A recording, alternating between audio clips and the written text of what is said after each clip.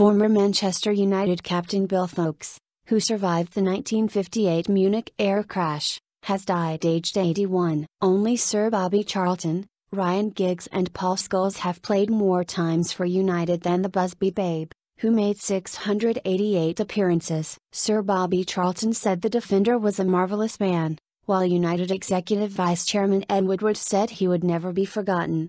Helens-born Foulkes played for United in their 1968 European Cup win. Foulkes was a key member of Sir Matt Busby's team of talented young players, who were nicknamed the Busby Babes. On February 6, 1958, the plane carrying the team back from Belgrade crashed in a blizzard after refuelling at Munich airport. 23 people died, 8 players, 8 newspaper journalists and 7 members of backroom staff. Speaking about the disaster in 2008, Foulkes said he had been put in a bad way by the crash. The back end came up and I saw it came up and down again, and this meant all the stuff came out of the back and hit me in the back of the head. However, he managed to escape from the plane and ran to safety before returning to help the survivors. I ran over to Matt and we put an overcoat underneath him and he just turned over, groaned and passed out, he said. Hard as nails. After the Munich tragedy, Foulkes took over the captaincy and became a pillar of some of United's most successful teams.